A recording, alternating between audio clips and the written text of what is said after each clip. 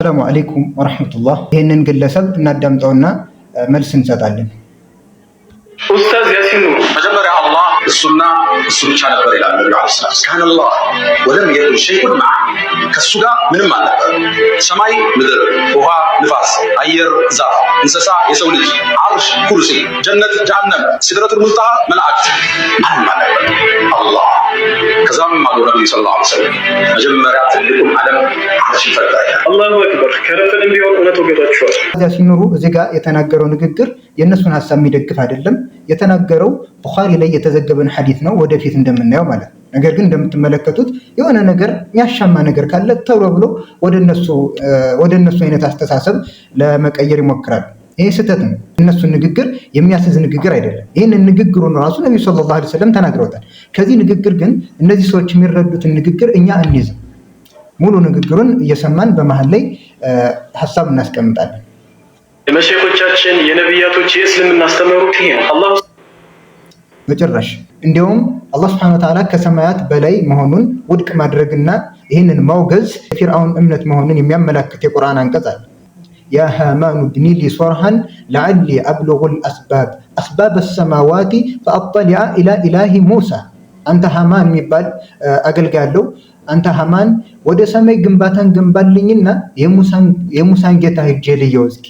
በዚህ ነገር ላይ ፊርዓውን እየቀለደና እያሾፈ እስኪ ግንባታ ገንባልኝና እንደው ሰማይ ደርሼ አይቼው ልምጣ ብሎ ያሾፍ ነበር። ስለዚህ የፊርዓውን እምነት ነው።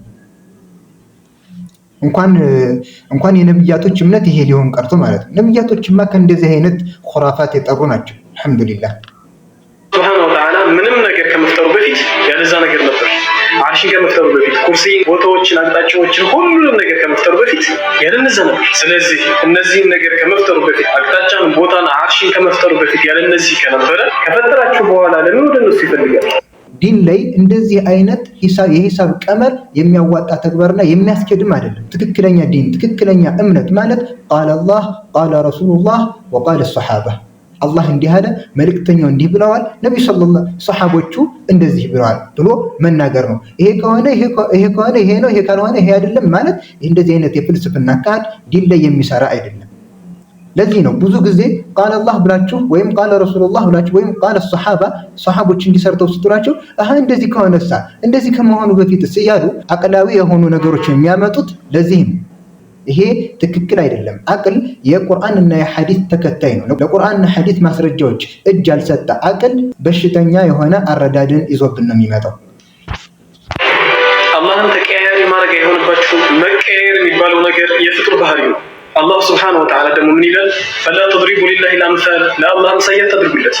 ቦታንና አቅጣጫን ከመፍጠሩ በፊት ያለ ቦታና ያለ አቅጣጫ ከነበረ ያን ነገር ከፈጠረ በኋላ ተቀይሮ ሆኖ በዛ የሚገለጸው ምትሉ ከሆነ ፍጡራኖችን አስመሰላችሁት። አሁንም ይሄ ከቁርአንና ሐዲስ ማስረጃዎች የራሳቸውን ጠባብ አቅላቸውን ማስቀደም ይባላል። ለምን? አላህ ስብሓነሁ ወተዓላ ይህንን ነገር በመሰረቱ ከልክሏል።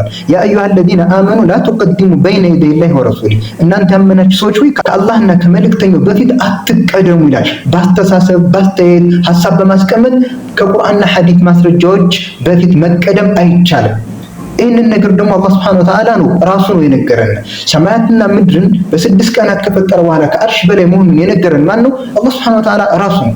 ወለዚ ኸለቀ ሰማዋቲ ወልአርዳ ፊ 6 አያሚን ሱመ እስተዋ ዐለል አርሽ። እሱ ነው አላህ ሰማያትና ምድርን በ6 ቀናት የፈጠረ ከዛም ከአርሹ በላይ ከፍ አለ። ይህንን ከፍ አለ ማን ፈሰረው? እኛ ነን? አይደለንም። ኢማሙ አልቡኻሪ ሶሒሓቸው ላይ የነ አቡል ዓሊያ እና ሙጃሂድን ተፍሲር ሲያመጡ ኢስተዋ የሚለውን ዓላ ዐለል አርሽ ከአርሹ በላይ ሆነ፣ ኢርተፈዐ ከፍ አለ በሚል ገልጸውታል። ይህንን ሁሉ ማስረጃዎች ጥሎ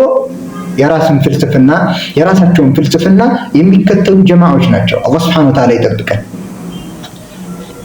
መቀየር የፍጡር ባህሪ ስለሆነ ንግግራችሁ ይሄን የቁርአን አያት ይጋጫል። ስለዚህ ኡስታዝም እንደተናገረው አላህ መውጁድን ቢላ ነው ያለው። አላህ ቦታንም አቅጣጫንም ኡስታዝ ያሲን ኑሩ እዚህ ጋር የተናገረው ሶሒሕ አልቡኻሪ ላይ የተዘገበን ሐዲስ ነው ያሰፈረው።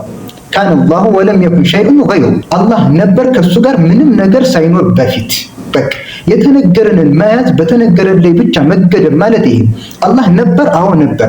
ምንም ነገር ከሱ ጋር ሳይኖር በፊት ምንም ነገር ከሱ ጋር ሳይኖር በፊት አዎ አላህ ነበር ብለን እናምናለን። ነገር ግን ከዚህ በኋላ ደግሞ ሰማያት ምድርን ከፈጠረ በኋላ ከአርሹ በላይ እንደሆነ ማን ነገረን? አላህ ራሱ። ስለዚህ ስላላህ ከኛ በላይ እሱ ራሱ አላህ አዋቂ ነው። ስላላህ ከኛ በላይ ነብዩ ሰለላሁ ዐለይሂ ወሰለም አዋቂ ናቸው። ስለዚህ በአላህ ጉዳይ ላይ የምናምነው እምነት የተገደበ ሊሆን ይገባል። የሚገደበውም አላህ በነገረንና ነብዩ ሰለላሁ ዐለይሂ ወሰለም ስላላህ በነገሩን መልኩ ብቻ። ከዛ ውጭ እንደዚህ ከሆነ እንደዚህ አይሆንም የምንለው አካሄድ የፍልስፍና አካሄድ የጥመት በርን ጥመት ላይ እንጂ የሚጥለን ሐቁን መንገድ ሊመራን አይችልም።